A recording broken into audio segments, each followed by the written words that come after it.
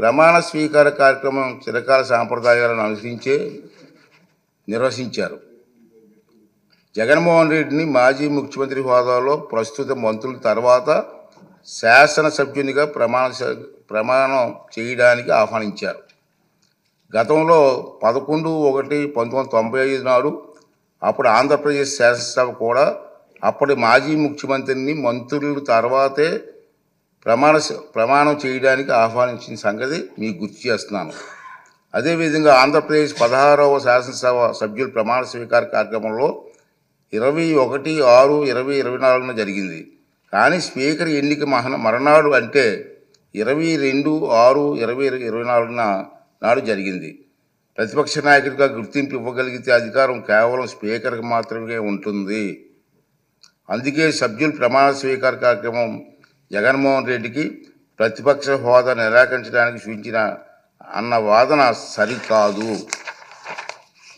నిజానికి జగన్మోహన్ రెడ్డి వైఎస్ఆర్సీపీ శాసనసభాపక్ష నాయకుడిగా ఎన్నికైనట్టు 26/6/2024 వరకు మా సచివాలయానికి తెలపలేదు. నెంబర్ 1.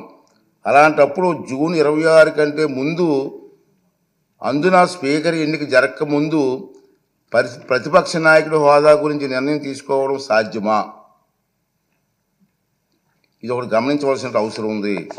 ప్రతిపక్ష నాయకుడి హోదా ఎవరైనా అర్హులా కాదా అనేది కేవలం రాజ్యాంగ సూత్రాలు, కోర్టు తీర్పులు, చిరకాల సాంప్రదాయాల ఆధారంగా మాత్రమే నిర్ధారించగలరు.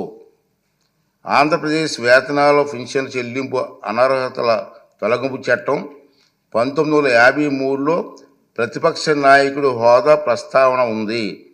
ఆ చట్టంలో సెక్షన్ 12B ప్రకారం ఎవరైనా ప్రతిపక్ష నాయకుడి హోదా ఇవ్వాలంటే వారు చట్టసభలో సభ్యులై ఉండాలి. 2, వారు ప్రభుత్వ వ్యతిరేక రాజకీయ పార్టీ సభలో నాయకుడై ఉండాలి. ఇది క్లియర్గా ఉంది. 3, ప్రతిపక్షంలో ఉన్న వారి పార్టీకి అత్యధిక సంఖ్యాబలం ఉండాలి. 4, మరీ ముఖ్యంగా ఆ వ్యక్తి సభాపతి ప్రతిపక్ష నాయకుడిగా గుర్తించాలి. ఒకవేళ అత్యధిక సంఖ్యాబలం గల ప్రతిపక్షాలు 1 కన్నా ఎక్కువ ఉంటే పార్టీ హోదాను దృష్టిలో ఉంచుకుని వాటిని ఏదో ఒక పార్టీ నాయకుడిని సభాపతి ప్రతిపక్ష నాయకుడి హోదా కల్పించవచ్చు. ఈ విషయంలో సభాపతి నిర్ణయానికి తిరుగుండదని సెక్షన్ 12B చెబుతుంది. అదే సభ సమావేశంలో కావడానికి అవసరమైన క్వారం కనీసం సమానంగా ఉంటే సభలో మొత్తం సభ్యుల్లో 10ంట 1/10 సంఖ్యాబలం తప్పక కలిగి ఉండాలి. ఈ చరిత్రాత్మక డైరెక్షన్ను పార్లమెంట్లో ఆంధ్రప్రదేశ్ శాసనసభతో సహా అన్ని రాష్ట్రాలు చట్టసభల్లోని పాటిస్తున్నారు. గతంలో ఆంధ్రప్రదేశ్ శాసనసభ స్పీకర్ కూడా ఇలాంటి డైరెక్షన్ను నెంబర్ 56 జారీ చేశారు. ఈ డైరెక్షన్కు మూలాలు రాజ్యాంగం చూస్తే 103, 189(3) అధికారంలో ఉన్నాయి. చట్టసభల నిర్వహణ కనీసం 10ంట 1/10 సభ్యులు హాజరును వారంగా ఈ అధికారంలో నిర్దేశించారు. ఆంధ్రప్రదేశ్ వేతనాల పెన్షన్ చెల్లింపు అనర్హత తొలగింపు చట్టం 1953 ప్రకారంగా విచక్షణ అధికారాలు వినియోగించే సందర్భంలో స్పీకర్కు మార్గం చూపేది ఈ డైరెక్షనే. ఆంధ్రప్రదేశ్లో 1972-77 మధ్యకాలంలో 5వ శాసనసభను, 1994-99 మధ్యకాలంలో 10వ శాసనసభను ఏ ఒక్క ప్రతిపక్ష పార్టీకి ఎన్నికల్లో కనీసం 10% సీట్లు రాలేదు. కనుక ఎవరికీ ప్రతిపక్ష నాయకుడిగా గుర్తింపు దక్కలేదు. అలాగే 5, 7, 8, 16, 17వ లోక్సభలలోనూ 10% సూత్రాన్ని పాటించడంతో ప్రతిపక్ష నాయకుడిగా ఎవరు పొందలేకపోయారు. ఇటీవల పొరుగులో ఉన్న తెలుగు రాష్ట్రాల్లో 2021-2019 ప్రతిపక్షంలో ఉండే అతిపెద్ద పార్టీ నాయకుడు ప్రతిపక్ష నాయకుడిగా సభాపతి గుర్తింపు ఇచ్చారు.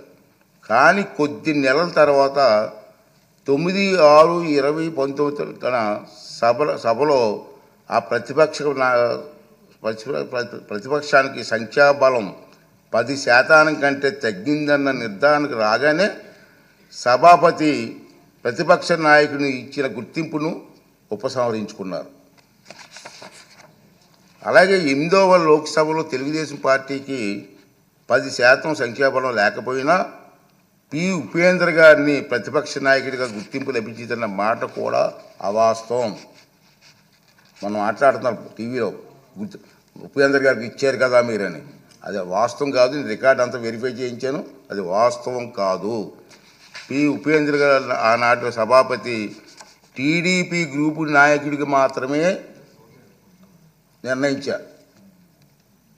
దాన్ని ఇతను ఇష్టం వచ్చినట్టుగా అవాస్తవాలు మాట్లాడే పరిస్థితికి వచ్చింది. ఈ వాస్తవాలను సాంప్రదాయాలను దృష్టిలో ఉంచుకుంటే 175 మంది సభ్యులున్న నేటి ఆంధ్రప్రదేశ్ శాసనసభ అతిపెద్ద ప్రతిపక్ష పార్టీకి కనీసం 18 మంది సభ్యులు ఉంటే తప్ప ప్రతిపక్ష నాయకుడి హోదా రాదని అందరికీ అర్థమవుతుంది.